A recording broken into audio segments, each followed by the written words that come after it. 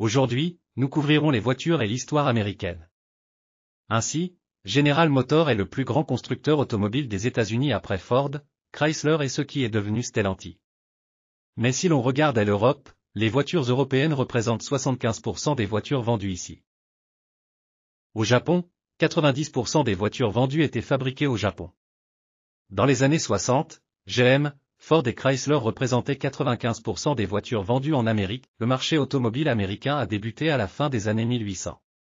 C'était l'époque où de nombreuses petites entreprises fabriquaient des voitures manuellement et seuls les riches pouvaient se permettre de les acheter. En 1893, la première voiture commerciale à essence est apparue aux États-Unis, appelée Durham Motor Wagon.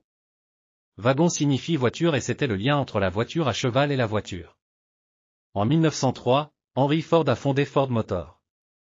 Après environ 20 ans, la Ford T, qui était noire, était la voiture la plus populaire et Henry Ford a été le premier constructeur connu en tant que constructeur. Les années 20 et 30 ont été une période de croissance pour l'Amérique. La productivité industrielle a augmenté de manière significative, les revenus ont augmenté et le chômage a diminué, et avec elle a vécu l'âge d'or de la construction automobile. Cette période a été caractérisée par l'invention, le design attrayant et la croissance et des enseignes commerciales célèbres comme Cadillac, Chevrolet et Buick sont apparus et le moteur 8 cylindres, la boîte de vitesse automatique et les freins hydrauliques sont apparus, ainsi que les voitures, comme Reveal, Roadster et Cobb. Avec le début de la Seconde Guerre mondiale en 1940, l'industrie automobile américaine s'est transformée en production de véhicules militaires en raison de la demande croissante de guerre et de nombreuses entreprises ont été transformées en usines pour produire des voitures destinées à la guerre et le prix des voitures civiles a augmenté en même temps. À l'époque et peut-être que les voitures les plus célèbres à cette époque étaient les Wills. Après la fin de la guerre, les entreprises sont revenues à la production de voitures civiles et la demande a augmenté et les entreprises sont devenues compétitives en termes de longueur et de taille.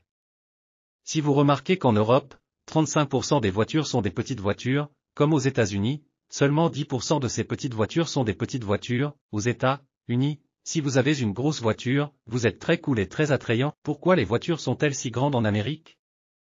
La réponse était simple, pourquoi pas? L'Amérique a été construite sur une ville isolée et elle relie d'immenses rues et les constructeurs automobiles sont ceux qui paient et financent la construction de routes rapides car il y a plus de lignes et un transfert en chaîne qui signifie que plus de voitures sont vendues. Les Américains ont inventé les centres commerciaux et les de grands arrêts et tout est devenu lié aux voitures, à la nourriture dans la voiture, aux banques dans la voiture, même au cinéma dans la voiture. N'oubliez pas qu'à l'époque, l'essence coûtait 0,25 $ le gallon faisait 4 litres et la voiture était pleine à environ 6 $. Aujourd'hui, le coût moyen du remplissage d'une voiture en Amérique est d'environ 80 $. Dans les années entre 50 et 60, l'industrie automobile américaine a été confrontée aux défis des entreprises européennes qui étaient plus élégantes et techniques, et les voitures japonaises ont également commencé à se développer, comme Toyota et Honda. Cela a obligé les Américains à modifier leur conception et à se débarrasser des ailes longues et se concentrer également sur la sécurité et l'économie. À partir de là, la révolution des muscle cars ou des voitures de sport comme la Mustang, la Charger, la Camaro et les voitures à prix réduit a commencé. Par exemple, GM a acheté Opel, qui a vendu environ 1 million de voitures en Europe. En revanche, le groupe GM a vendu moins de 3500 voitures GM. Mais au fil des années, la direction de GM disait que pour réussir, il fallait réduire les dépenses. Alors ils ont baissé les dépenses, puis ils les ont encore réduites. Et après cela, chaque direction baissait et réduisait les dépenses. C'était une grosse baisse de qualité. Maintenant, Audi est devenu une comparaison entre BMW et Mercedes tandis qu'Opel est devenu une comparaison avec Chevrolet. GM a vendu Opel en 2017, dans les années 1970. La crise pétrolière et la hausse des prix imposés par les Arabes lors de la guerre d'octobre ont entraîné une forte baisse des ventes de voitures américaines. Cela a amené les entreprises à se concentrer sur la production de voitures plus petites et moins consommatrices. À partir de là, le démarrage du système de carburant et d'ABS a commencé. Dans les années 80 et 90, l'industrie automobile américaine est revenue à son état normal et s'est davantage concentrée sur l'innovation et les nouvelles technologies.